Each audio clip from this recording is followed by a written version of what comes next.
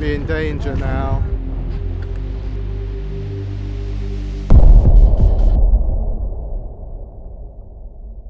Ruby and I are freedivers and environmentalists. We are setting out on a road trip up the coast of Scotland, looking for wildlife, adventure, and the interesting new projects that create jobs whilst improving the environment. We have heard that the factory farming of salmon is an increasing threat to life on the coast. We want to find out for ourselves how bad the situation actually is and what solutions are out there. What are the main concerns around salmon farms? They're polluting. They use open nets, so anything that's released in the net escapes. So the waste from the fish, the excrement, they excrete a lot as dissolved nutrients as well. And they're subject to parasites and disease. And so the disease vectors and the parasites, the sea lice, escape through the open nets as well. So if you cluster a lot of animals together like that, you're going to produce a lot of sea lice potentially. The treatments are quite extreme. They're chemical treatments, pesticides, and they're also physical treatments which are quite cruel and kill a lot of fish. There are 200-ish active salmon farms. The industry wants to double in value, which is effectively size, by 2030. So the problem with the expansion really is that it's going to double the amount of pollution and double the amount of sea lice unless there's some really drastic action taken. David Attenborough recently warned wild salmon could be pushed to extinction by the escaped lice that plague factory-farmed salmon. These lice escape from the cages and latch onto the wild salmon as they swim past, slowly killing them. Don Staniford, director of Scottish Salmon Watch, is the perfect person to take us out for a closer look. When we're in a supermarket and we pick up salmon, it looks fresh and healthy and from the clean lochs of Scotland, but the real story is different. Can you tell us what's going on behind us? These are cleaner fish being put in the cages. These are kind of like lump suckers, wrasse that eat the parasites off the salmon. And then over there, that's a fish carrier that's getting smolts from a hatchery. And you can see the factory operation, a £40 million hatchery opened by the Scottish government. Surprisingly, salmon factory farms are really close to the beaches. We're heading out to take a closer look. We'll have to be quick. Apparently these operations do not appreciate visitors. Wow, well, it's really intense being here, having heard so much about the problems with salmon factory farming, and we can see the salmon desperately jumping out the water. Don, what's going on behind us? They're crammed at high stocking densities. In the wild would migrate thousands of miles, but here it's crammed in a cage. And so this is modern intensive factory farming. We know from the data that 20 to 25% of these fish are dying in the cages every year. So they're dying through parasites eating away at the head, they're dying through infectious diseases, they're dying through welfare abuse, they're dying through these torture devices called the thermolice and the optolice and the hydrolice. So these are washing machines for farmed salmon. This is welfare abuse. This should not be tolerated. The public should boycott Scottish salmon. So there's a lot of waste coming out of each of these cages. Yeah, there's no sewage treatment. They're discharging wastes, which can be chemical waste, it could be infectious diseases, pathogens, viruses, and it's going in to affect the water quality. There'll be a public outrage if any other industry was having the same levels of mortality and was also discharging waste untreated into the open ocean. I think I'm going to go in and take a look. Feeling a little bit nervous, but ready to do it. Why are you doing this? I'm doing it because I've just heard so much about salmon farms and the harm they're causing to the natural world, and I'd like to see for myself what actually it looks like, these cages up close, and what's happening underneath them. Last time we were out, they tried to ram the two guys in the dinghy. They tried to capsize them.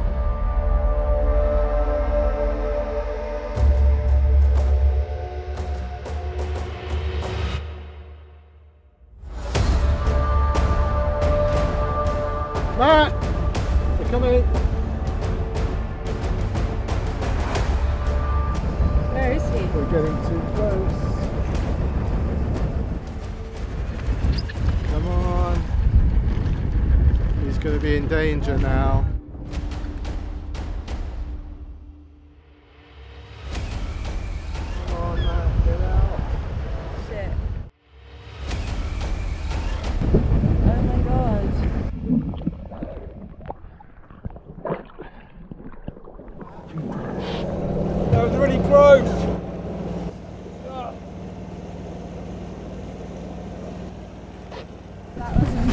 amazing. What was it like? Really grim. It made me feel really sad.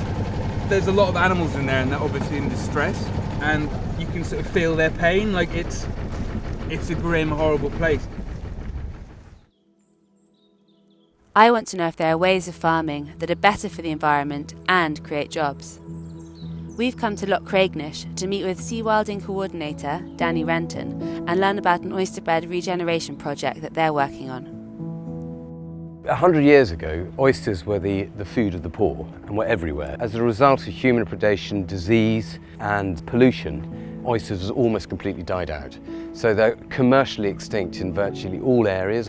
And in lochs like this, you can see native oyster shells lying around the shoreline, but there are very few left. There's only a couple of hundred to the best of our knowledge. So the purpose of what we're trying to do now is to reintroduce native oysters to the loch, because with them come a lot of biodiversity. Where you get native oysters, you get many other species associated with them. You get fish nurseries, fish spawning grounds, and we're hoping that if we can restore the native oyster beds in the loch here, we can restore the general marine health to the area. And is this the sort of project that can be replicated in many lochs around the northwest? Well, that's the idea. That's what we're trying to do. It's a community-driven project. The plan is to put 1 million oysters back into the water over a 5-year period. And if we can show that it works, then we'd like to roll it out to other places. I'm really looking forward to meeting Sarah. She's a filmmaker and activist working to protect the Scottish coast. She sees a whole ecosystem of community groups emerging to create new marine protected areas as the key to a more sustainable future. My feeling is that actually I think it's a root and branch attitude change, and that comes from a real cultural rethink about our relationship to nature, who we are, and the way our culture has looked at nature as separate and there to be exploited for our benefit. We are part of the web. Damaging the environment is actually damaging ourselves. And it's as simple as that. I mean, if we can get an understanding also of the sentience of these creatures, they are incredibly sensitive and intelligent and able to feel pain. As soon as we start thinking of sustainable alternatives, the imagination will start to actually focus. Yeah, it's so true.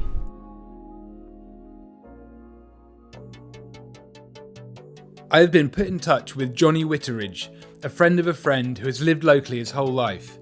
Here's a fun way for us to explore the seabed and try out our freediving skills. We will be going down to about 10 metres, and if we get it right, we may even get some dinner. Johnny, our main man, is an expert scallop catcher. Yeah, I'm kind of intrigued to know what they look like on the seabed and how you scoop them up. Freediving is about relaxing in the water and feeling really calm. Even if you get nervous or scared, just letting that go. Ideal scalloping. You flip along the surface and you try and see them on the bottom, and when you've located them, you take a breath and you go down, you gather as many as you can, and you come up and you put them in your find bag.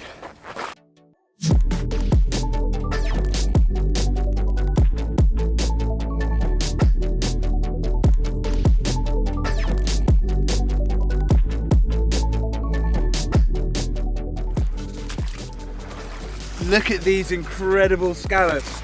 Look at that. Bounty from the sea. Yum! This is an incredibly selective and careful way of getting a scallop, because we're just going down and just pulling the scallops up, so the whole rest of the seabed remains intact. It's so beautiful here. The lochs are beautiful. There are all these marine mammals and beautiful wildlife, and I just can't understand how a corporation can come along and stick these cages down and take over beaches and build these things which torment animals. For me, it just feels really wrong. I think factory farming is wrong. I don't think we should do it on land, and I don't think we should do it in the sea. And I'm amazed that the Scottish Government isn't doing anything about it. It's just maddening that it's really marketed as this health food, ecological, sustainable, healthy option. And being here in the beauty of the northwest coast of Scotland, you really see that in stark contrast, and how much this landscape and this ecosystems need to be protected. like whether it's the marine mammals or the mell beds or the oysters and the shellfish, or all those other predators that are reliant, like the otters, and you really see how it's all interlinked, and the salmon farms really affect every other aspect of that web. Everything we buy has some kind of impact, all the food we buy. Salmon, farmed salmon, seems like quite a benign thing, and actually I would just say pay a bit more attention to it and find out what's involved in farming it and whether it has to be that way. And if you don't agree with the way it's done, stop buying it until it's done differently. And tell the supermarkets, tell the people who are selling you the fish that you don't think it's sustainably sourced like they say it is. They all say it is. If you don't agree, point it out to them. And then the companies will make it more sustainable. They'll have to. It's like all food, we need to be better informed about what we're eating and what the production processes are. Johnny, how do you recommend we cook these? I think we just take them out, get a bit of vermouth, and we fry them up very quickly on both sides. A bit of salt, delicious. It has been amazing coming on this adventure to the wild west coast of Scotland. So many people we spoke to are optimistic for the future and see immense potential to create jobs on the coast, doing things like regenerating oyster beds, sustainable fishing and wildlife tourism. It feels very wrong that this special part of the world and these new green shoots are all under threat from the factory farming of salmon, but we can't help wondering, is there not more meaningful work creating a sustainable world in which humans can thrive and wildlife can also flourish? Johnny, thank you so much for today. Thanks for taking us out. It was so cool getting these scallops. I don't think you can get a better eating experience than this, really. Yeah. Cheers. Cheers. Good health. Live long and prosper. Wait, what did they say in Scotland? Slange. Slange.